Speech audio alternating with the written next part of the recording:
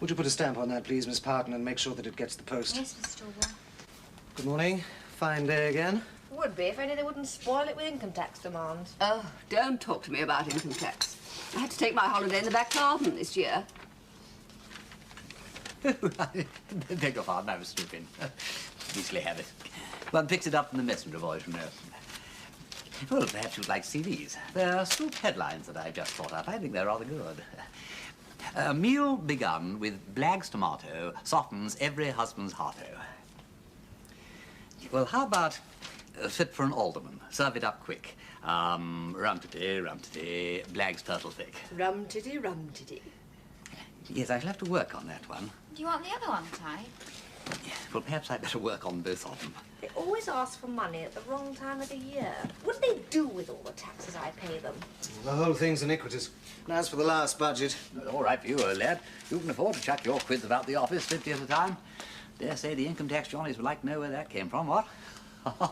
Why don't you shut up? Oh, I say, no offence meant. Now taken, I hope. Oh, His Highness got out of bed the wrong side this morning, didn't he? Money's a sore point with us all. Let's talk about something else. Sterling, no need to take on like that. I don't care for Mr. Tallboy. And I don't like his lady friends. Lady friends? Well, I'm not one to talk, but when you see a married man coming out of a restaurant with somebody who is obviously not his wife... No. My dear, and got up regardless.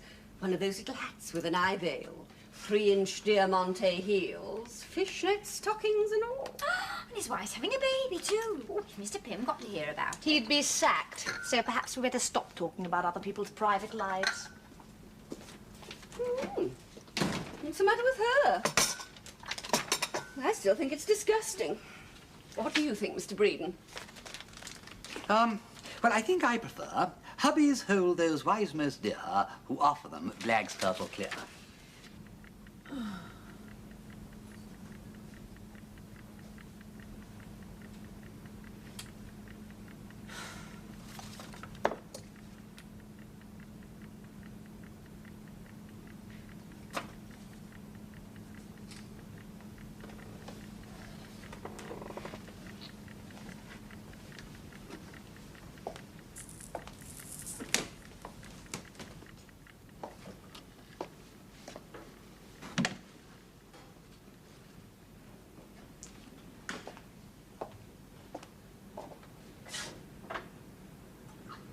See anything of that Dean gal recently? No, darling. Why? Oh, just curious. Me too. Hmm? Did you bump her brother off, Todd? Who says that he was bumped off? A little bird told me. Your friend in the black and white checks. Oh, come along, in one of your many expansive and not too sober moods. You told me all about your little adventure in the woods. Who is the fellow and what does he want? Well, he doesn't want me, at any rate. All too humiliating, don't you think, Todd? Yes, must be. Then what is he after? Well, I think he's on Victor Dean's lay, whatever that was. At least he said he wouldn't be here if Victor hadn't popped up. All too thrilling, don't you think? Hmm. I'd like to meet your friend. When's he likely to turn up? God knows, he just arrives, that's all. I'd steer clear of him, if I were you, Todd. I think he's dangerous. Your brain's turning to mush, sweetest. And he's trading on it, that's all. Oh, well. He amuses me, and you don't anymore, Todd. You're getting a little tiresome. I think I'll give up the dope. Do you think it would be amusing to go all good? About as amusing as a Quaker meeting. Is your friend trying to reform you? No, I just happen to be looking terribly hag-like tonight. Dion, you may be getting tired of me, and you may have some thoughts about breaking away. But apart from the fact that I'm damn useful, you know too much to make a breakaway healthy. Oh, hell. What the odds, anyway? Let's do something. Yes, all right. Well, Why don't you come round to Slinker's? He's giving a party. I'm sick of Slinker's parties. I know. Why don't we gate crash something really virtuous? What? There's a reception being given for some dreary old ambassador. Yes. That sounds different. Who's the stickiest old cat in London? Oh. The Duchess of Denver.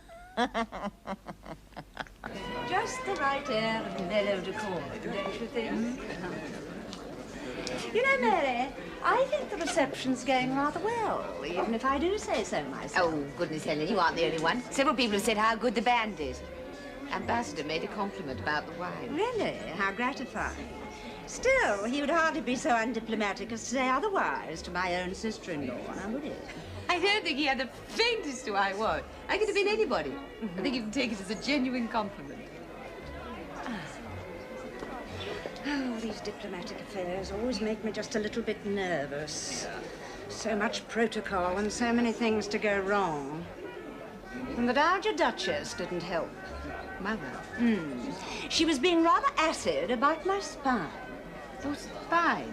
Yes, for my own part, I thank Providence that at my age I've still kept my figure. Some consolation for having been remarkably flat on both aspects all my life. Isn't that just like Mother? How jolly tiresome of her. Quite. But I did choose this dress with some care. One must be fashionable without being vulgarly immodest. I consider I am showing the exact number of vertebrae the occasion demands. I agree. One less would be incorrect. One more would be overmodern. Precisely. I'm sorry, sir. I didn't quite catch you. Racket. Who are those people? They declined to give their names, my lady. They what? Gate crashers.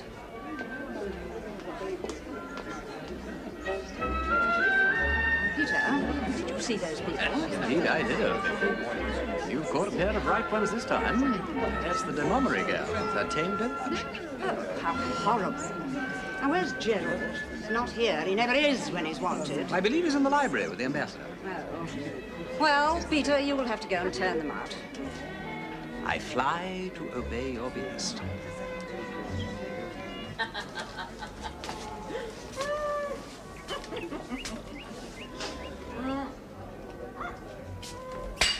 Dion, God's sake, oh, come on.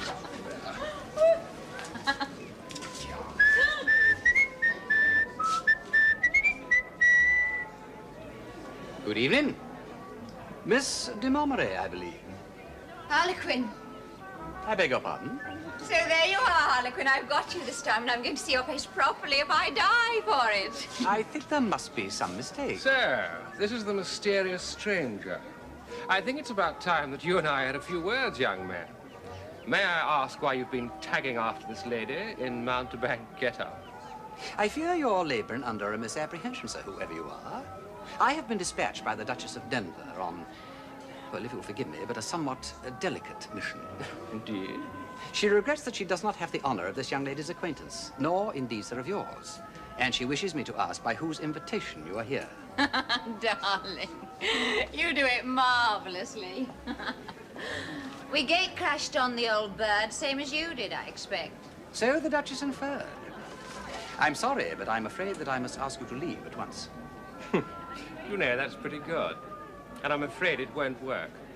It may be a fact that we weren't invited here, but we're not going to turn out for a nameless acrobat who's afraid to show his face. I think you must be mistaking me for somebody else. My name is Wimsey, Peter Wimsey. I'm the Duke of Denver's brother. And my face, such as it is at your service. But aren't you my Harlequin? Oh, don't be such an ass. You know perfectly well you are. I know that voice, and same mouth, same chin. Besides, you're whistling that tune. You know, this is very interesting. Is it possible? Do you know, I do believe it is. I think you must have encountered my unfortunate cousin, Breeden. Yes, that was the name. Well, I'm glad to hear it. Sometimes he uses mine, which makes it deuced awkward. coffee here, Dion. You seem to have dropped a brick. You better apologize and go. Sorry we crashed and all that. No, just one moment. I'd like to hear some more about No, this. I really think we ought to be going. What will you have to drink? Whiskies? Well, Yes, I rather feared you might. The abominable habit of pouring whiskey on top of mixed drinks at this hour of the night is responsible for more ruined complexions and reputations than any other single cause. 2 whiskies, please, Brackett, and a liqueur brandy. Very good, my lord. I'll have the Napoleon 1800 if there's a bottle in. Of course, my lord.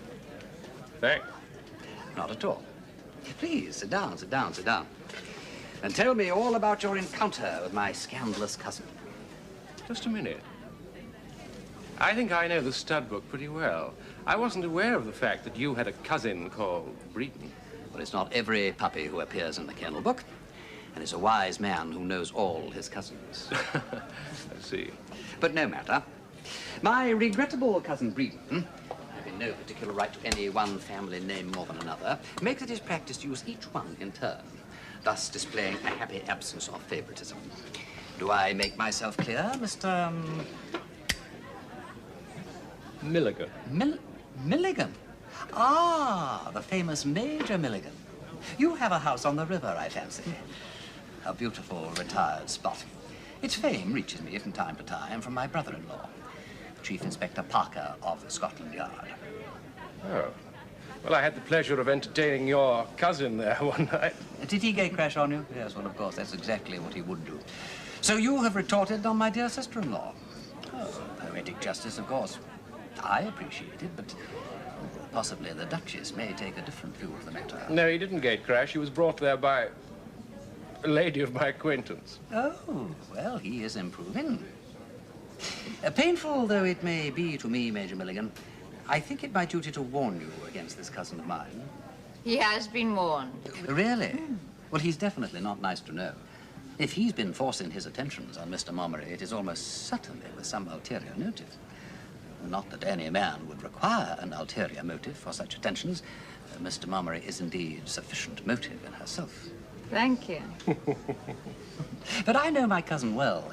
In fact, few people know him better.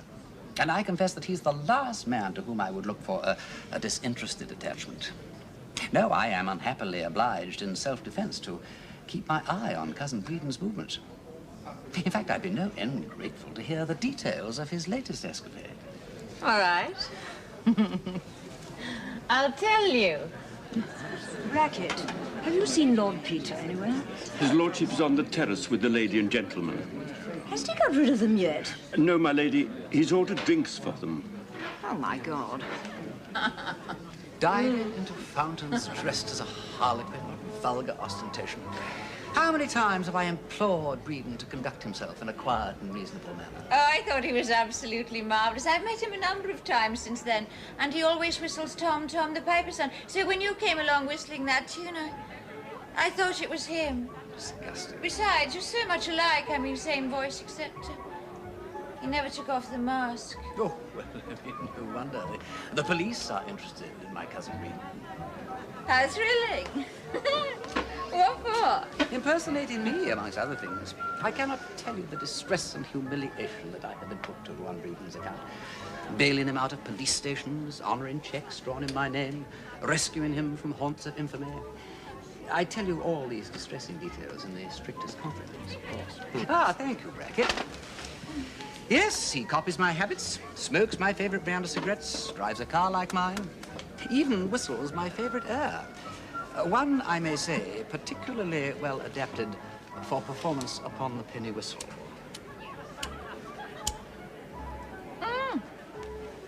We must be pretty well off, then. Well, that is the most unfortunate fact of all. Quite frankly, I suspect... Well, perhaps I better not say any more about that. Oh, do tell. It all sounds too terribly breathtaking. We won't split. Well, frankly, I suspect him of having to do with drug smuggling.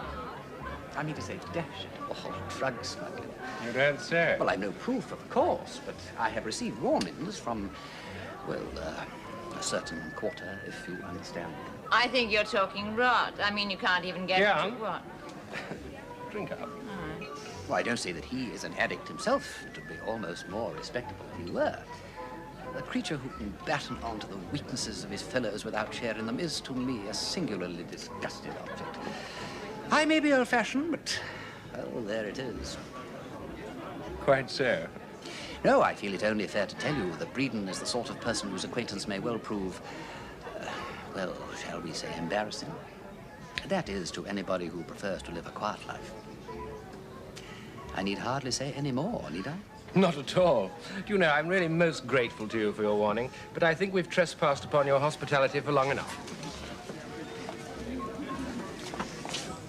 I think your cousin sounds a perfect lamb. I like him dangerous.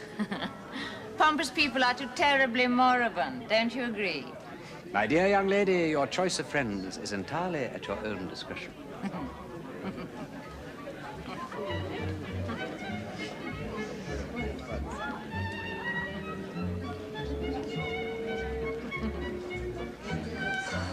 Disgusting woman. How on earth did they get in?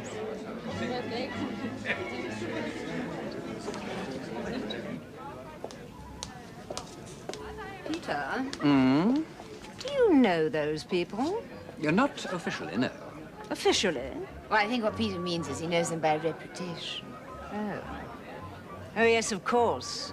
But then you know so many impossible reputations, don't you, Peter? All the same, I must admit it's a bit of a coincidence they should choose this party to gatecraft. Not a coincidence, Polly. I sent the fair Deanne an anonymous letter, solemnly warning her against me, and telling her that if she wanted to find out the worst about me, she had only to inquire at this address. Peter, you are a devil. You know, it's a curious thing, but people cannot resist anonymous letters. They're like free sample offers. They appeal to all one's lower instincts. Still, was the fly too big and gaudy, I wonder? Will he rise to it? We shall see.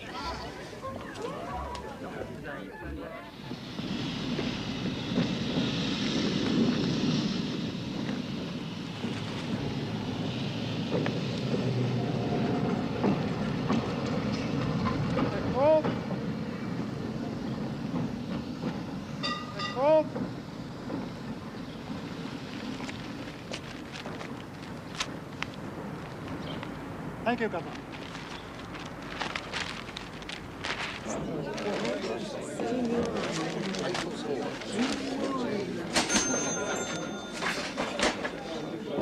Same again, sir. Thank you.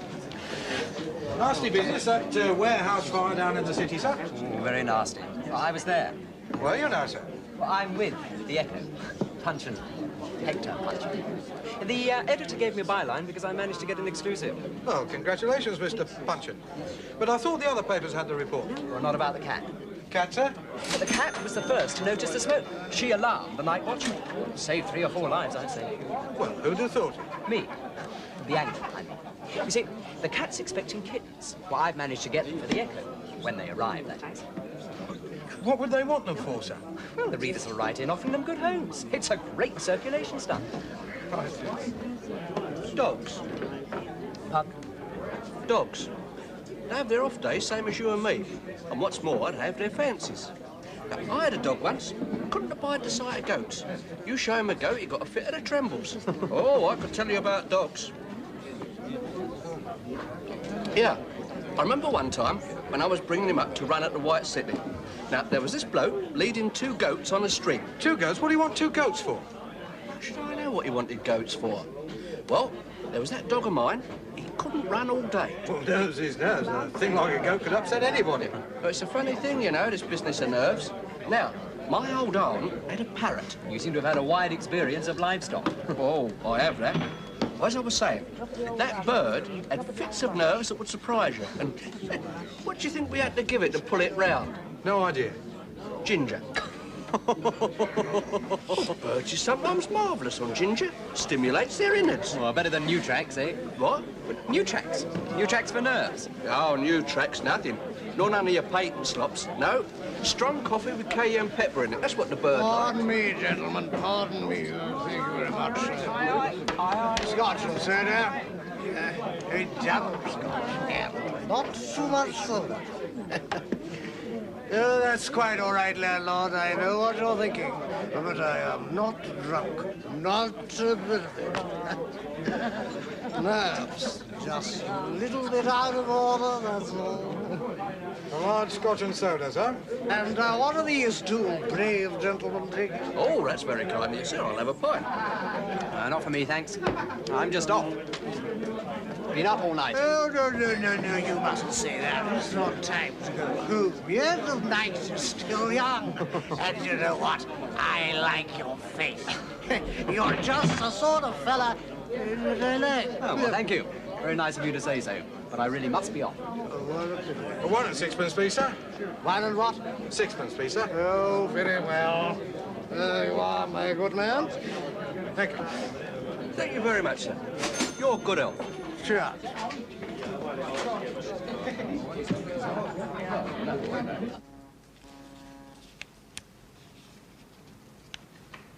Just found this in your pocket, you say, Mr.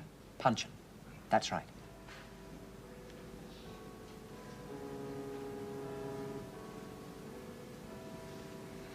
Yes, it's cocaine, all right. What made you think it might be dope? Well, I don't know. Well, I thought about it for a couple of hours, and the more I thought about it, the odder it seemed. So I took it round to an all-night chemist, and he told me what it was. And you can't say with certainty when you received it? Not with certainty, no. All right. Let's go about this another way. Why do you suppose that somebody chose you to take charge of that rather hefty dose of dope? Well, I thought whoever it was must have mistaken me for somebody else. And you think that's more likely to have happened at the White Swan than anywhere else? Yes. Well, unless it was one of the crowd at the fire. Because in the other places, in the office and when I was interviewing people, where everybody knew me or I knew them. Sounds sound enough. Well, I think so. You see, in the pub, I had my Burberry open. And 3 or 4 people barged up against me. You know, carters and porters. And there was a little man who looked like a bookmaker's tout or something. Oh, yes, and a drunken chap in dress clothes. Ever been to the White Swan before? Once, I think. Well, ages ago. Well, either you must be the dead spit of some habitual dope peddler, or you must have led them to believe in some way that you were the person they were expecting. What did you talk about?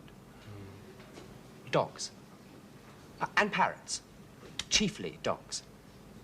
Oh, yes, and goats. Dogs, parrots, and goats. I see. Well, thank you, Mr. Punchin. We take care of this. You go home and get some sleep, and if we need you again, I'll let you know. You, don't want this story to go in, I suppose? No, I'm afraid not. You mustn't say anything about it at present. But we're very indebted to you, and if anything does come of it, I'll make sure you have the story first, with all the details I can give you. Oh, well, I don't suppose you can say fairer than that. Good morning, Mr. Parker. Mr. Punchin. Dogs, parrots, and goats.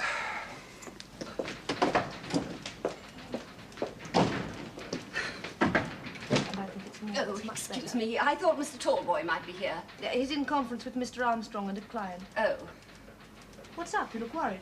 Well, there's a woman asking for Mr. Tallboy. I don't know how she got past reception. Well, put her back there and tell her to wait. Well, that's just it. I tried. She said I was just putting her off whilst Mr. Tallboy got out of the building. She took on terribly. Said she was going to speak to Mr. Pip. She's the one I saw with Mr. Tallboy coming out of the restaurant. I don't think Tallboy would care to have her meet Pim. Where is she? I put her in the conference room.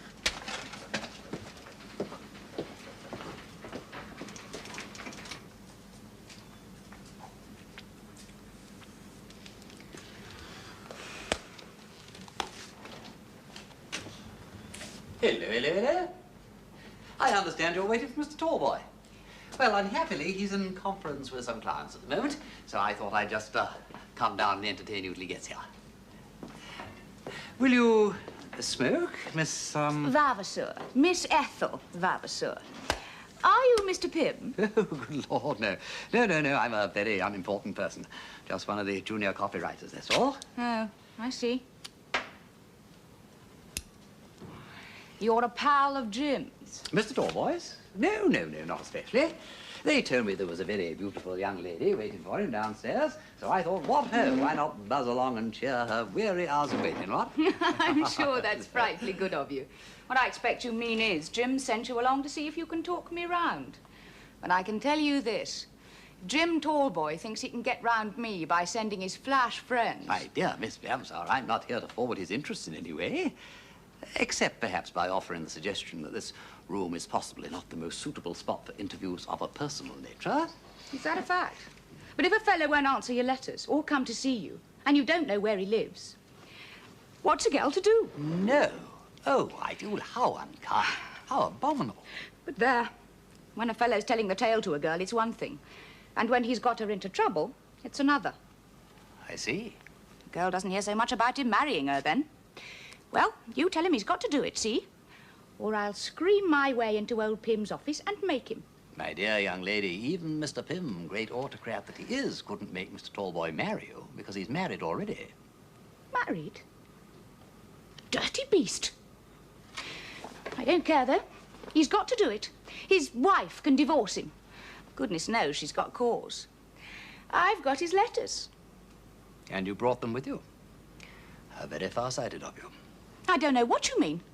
Your idea was to threaten to show those letters to Mr. Pym if Tallboy didn't cough up, wasn't it? Or are you so devoted to him that you always carry his correspondence around with you? Yes. No. I never said I had those letters with me. No, but you've admitted it now. Now, you take the advice of somebody double your age.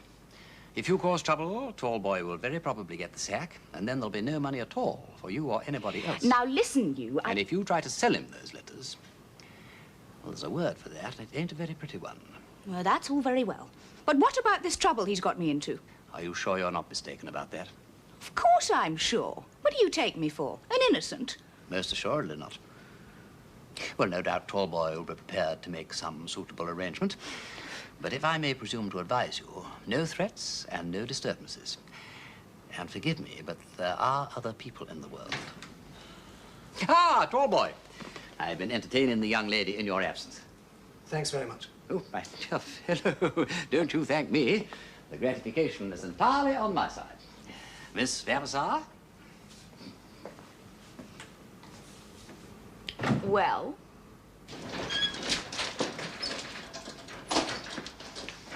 Breeden? Yes, Mr. Willis. What can I do for you? I've been speaking with Pamela, Miss Dean, and it seems that I owe you some sort of an apology. I appear to have been mistaken about you. What exactly did you have against me? I never could make out what it was, to tell you the truth. Well, I thought you were one of Victor Dean's dirty crowd and that you were trying to get Miss Dean in among them again. She tells me that's not the case. I made Miss Dean's acquaintance on a matter concerning her brother. I never did actually meet him. Well, you took her to that disgusting place down by the river. Not altogether true. I asked her to take me. There were some people there that I wanted to meet. It sounds damn queer to me. What a strange way you have of making an apology. Yes, well, I'm afraid I put a rather different interpretation on it, and, well, she asked me to apologize to you and to tell you, to ask you, well, to put the whole matter right. You've been trying to say all this to me for some time, haven't you? For several days, yes. Since the day of the tea party, shall we say? Is that what you came round to my place that night to tell me? You lost a pencil on that occasion, I believe. A pencil? No. My mistake. But you did come round that night to apologize. No. I came round to bash your face in, if you must know. Oh, indeed. You see, I looked in your letterbox and I saw a letter there from Miss Dean. I didn't dare go up to your flat after that. I was afraid I might let myself go. I felt like murdering you. So I went off and I wandered about until I was too done up to think. How long did you stay in the hall? Only a few minutes. In the front hall, downstairs, all the time? Yes. I see. I wonder if you could tell me something about Victor Dean. What? Suppose he discovered that somebody in this office had well, a skeleton in the closet, to use the pretty old metaphor. Would he be the sort of person to dispose of that skeleton to an anatomist? Blackmail, you mean? Oh, well, it's a strong word, but, well, call it that. Well, I don't know. I mean, it's a devil of a thing to suggest about anybody, isn't it? I can only say that... The question causes you no shock. No, so I see. Got up regardless, she was. You should have seen his face when I told him she was here. Oh, I'm not surprised. Caught a glimpse of her as she left. She looked real tough, Jane. Would you see that that gets the post, please, Miss Parton? Yes, Mr. Talbot. Stockbroker again. Regular clockwork every Tuesday. Still, you'll need all the money you can get to keep up with that little lady. Oh, Breeden. I'm very much obliged to you. Miss Vavasor, I mean. I'm sure I can rely on you not to let the matter go any further than it has already. Yes, absolutely. Just so much ado about nothing. No real necessity for me to have butted in at all, but, well, you never know. You've been detained and Miss Vavasor got tired of waiting. You know what I mean? Yes. Yes, the whole thing could have been very awkward. I've been a bit of a fool, as you probably gathered, but I'm cutting it out now. Well, you're not the first one by any means. No. Well, so ends an exhausting day. New tracks proving troublesome? No more so than usual. Pity we can't cure ourselves with our own nostrums, what? Hello, ladies. No hurry, Miss Parton. Any time within the next 5 minutes will do.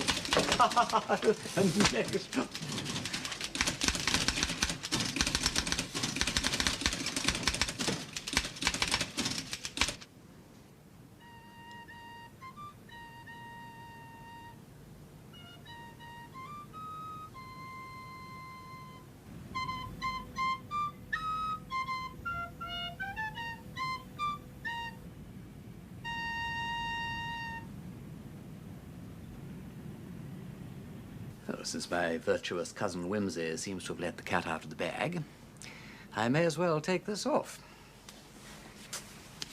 I'm afraid my appearance will disappoint you, except that I am handsomer and less rabbity looking. Whoever has seen Wimsey has seen me.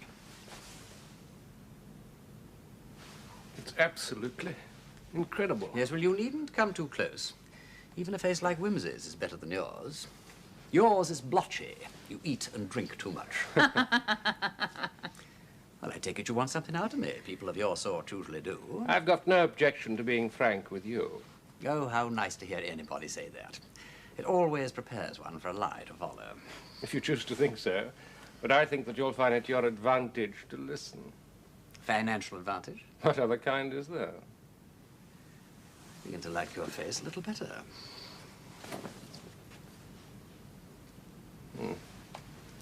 How do you know Pamela Dean? Pamela? A charming girl, is she not? I obtained an introduction to her through what the great public abominably calls a mutual friend. My object was purely a business one, I admit. I only wish that all my business acquaintances were as agreeable. No, thank you. What kind of business? Business, my dear fellow, connected with another mutual friend of ours, the late Victor Dean, who died deeply regretted upon a staircase. A remarkable young man, was he not? Really? In what way? Well, I thought you would know, otherwise why am I here? You two idiots make me tired. Where's the sense in going round and round each other like this? Your pompous cousin told us all about you, Mr. Breeden. He said you were a dope runner. Where my cousin Wimsey gets his information, I am blessed if I know. But sometimes he's correct. And you know perfectly well one can get what one wants from Todd's place, so why not come to the point? As you say. Is that the particular facet of my brilliant personality that interests you, Milligan? Is that the particular facet of Victor Dean's personality that interests you? 1 point to me. Up until this moment, I wasn't aware that it was a facet of his personality. Dear me, how interesting it all is, to be sure.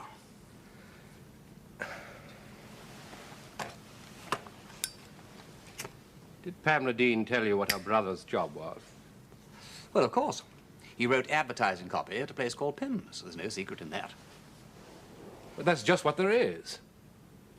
And if the young fellow hadn't got himself killed, we might have found out what it was. I thought you were afraid of him finding out too much. Shut up, Diane. Oh. But I don't follow all this. He was the one responsible, surely. Do you know, I don't think that you know as much as I do about him. I don't. I never met him in my life. But I know a good deal about Pym's publicity. Aha. I work there. What? I work there. Since when? Since Dean's death.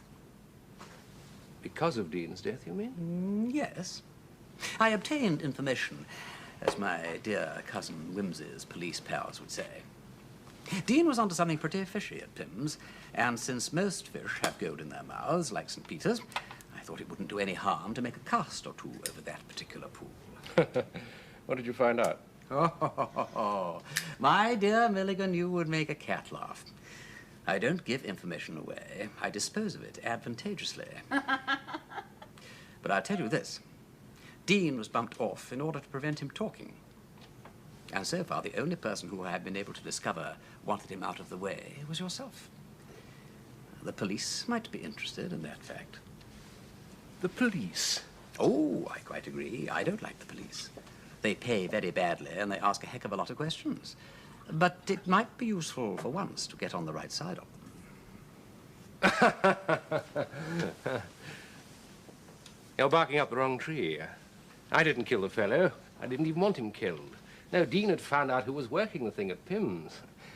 And he might have even found out the way that it's worked. Is worked? It's still worked the same way?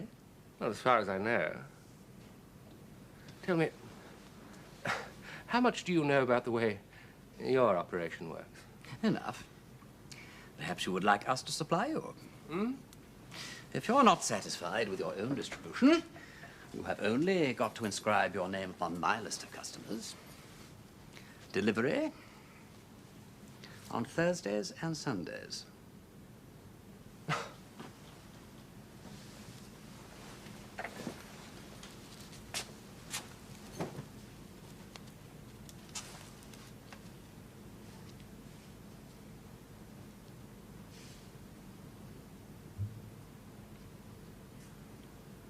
Diane, my child, would you run away and play? I want to talk business with your friend. Well, that's a nice way to treat me in my own house, isn't it?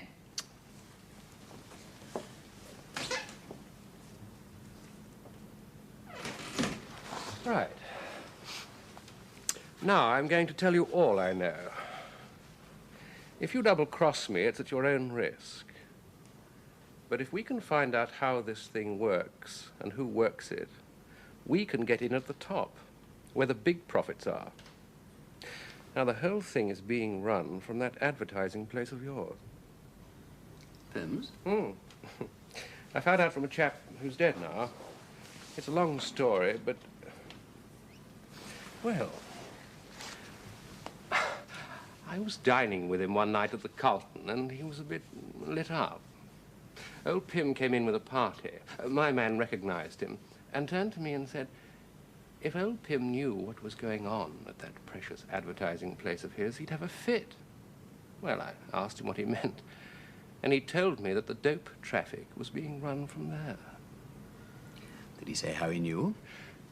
Well, when I questioned him further, he got an attack of caution and became all mysterious. Yes, I know that brand of drunkenness. But I met him again later, sober. And he got the shock of his life when I told him what he'd told me. But he admitted it was true and implored me to keep quiet. That was all I could get out of him then, and later the same evening, he was run over by a car. How remarkably well timed. Yes, that's what I thought. It made me rather nervous. How did Dean get into all this? Oh, well, about a year later, Diane brought him around one evening, and when he happened to mention that he worked at Pym's, I thought, well, he must be the man. But apparently he wasn't. No. Dropped a bit of a brick. In fact, he got the idea of the thing from me. And then I found out that he was trying to get in on my show, so I told Diane to shut down on him. And shortly after that, he fell down a staircase. Yes. Oh, but I didn't push him. No, no, no. I only wanted him out of the way. Well, you know how Diane chatters when she's all ginned up. I see. So what you want out of me, I take it, is the way the trick is worked and the name of the man who works it. Let's discuss terms. Later. When we have the reins in our own hands, it'll be time enough to decide which one of us is going to crack the whip.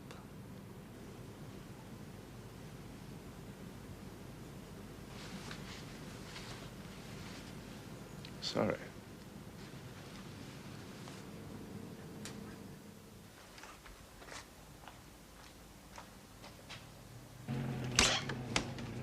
Well, he's gone. You better leave that man alone, Todd. I warned you. Not that I give a damn what happens to you. It'll be great fun seeing you come to smash. Keep off that man. You really have lost your head over this theatrical gentleman in tights, haven't you? Why don't you be so vulgar? I'm frightened, that's all. Unlike me, isn't it? Frightened of that crook? Really, Todd, you are a fool sometimes. You can't see a thing when it's under your nose, can you? Written in letters too big for you to see, I suppose. Oh, come on, just because you couldn't quite get off Get with off with him. I'd rather get off with the public hangman. Yes, I dare say you would. Any new sensation for you? Oh, come on. What do you want, a row? If so, I can't be bothered to oblige. No, I don't want a row. I'm finished with you, that's all. Cold. I'm going to bed.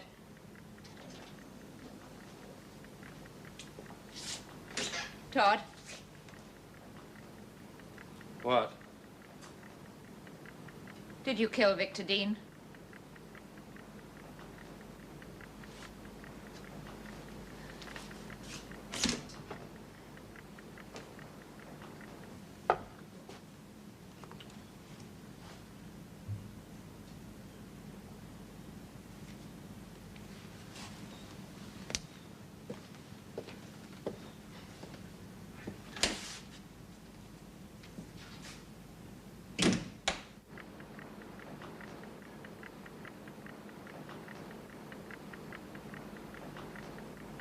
You were taking a devil of a risk, you know. Supposing Milligan had recognized you. I'd already prepared his mind to accept a striking resemblance. Still, I wonder he didn't see through it. I mean, family resemblance doesn't usually extend to details of teeth and so on. I never let him get near enough to study details. Well, you see, that should have made him suspicious for a start. No. I was rude to him about it. He believed me simply because I was rude. Everybody suspects an eager desire to curry favor, but rudeness, for some reason, is always accepted as a guarantee of good faith. The only man who ever managed to see through rudeness was St. Augustine. And I don't suppose Milligan reads the Confessions. Well, no doubt you know your own business, Peter. But have you traced everyone with whom Punchon might have been in contact? Everyone. Except this drunk gent in evening clothes. He hasn't been back. For the past week, I've had tactful, discreet, and experienced men draping themselves all over the bar of the White Swan, chatting to all and sundry about dogs, parrots, goats, and other dumb friends of man. And not one of them has been given a mysterious packet. I say, look here, Peter. Do you really believe that the head of this particular dope gang is on Pym's staff? That sounds quite incredible. Which is an excellent reason for believing it. All the same, Charles, I find it difficult to go along the whole way with Milligan. I have carefully reviewed the whole staff, and so far I have failed to uncover anyone who looks the least like a Napoleon of crime. Let's get back to Dean's murder. Could it have been an outsider? Some member of the gang, perhaps, who thought the Dean was on the point of splitting on them? An outsider could easily have obtained access to the roof. But that does not explain how he got the catapult out of Miss Rossiter's desk. No. Or the attack on me. Not if the same person who murdered Dean also attacked you. Meaning it could have been Willis all along. Chief Inspector Parker. Who? Mr. Punchon. Where was this? Fleet Street? Look, are you sure it was him? I see. Where is he now? Good. Stay with him. Right, come on, Peter. Where are we going? The Natural History Museum.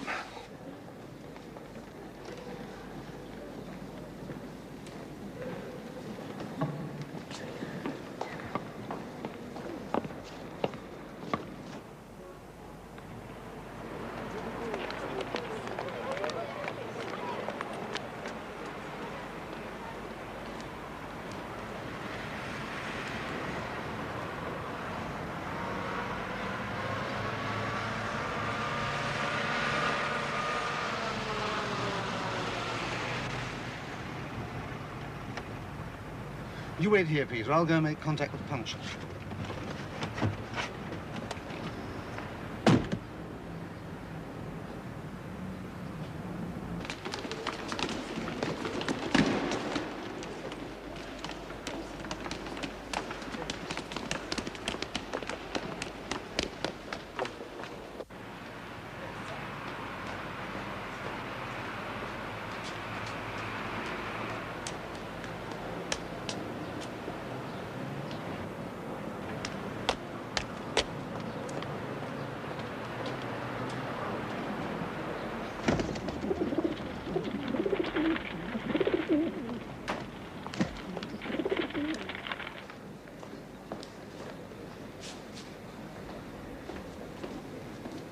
Mr. Punchin?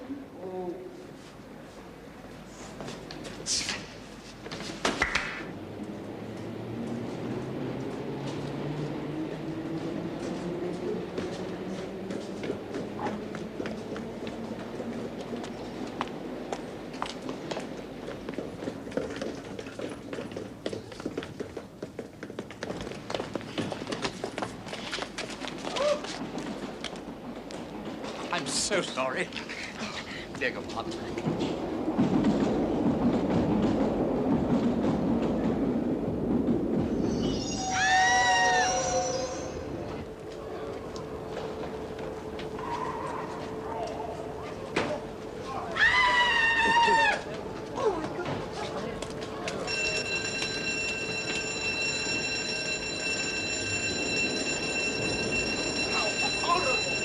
Stand back.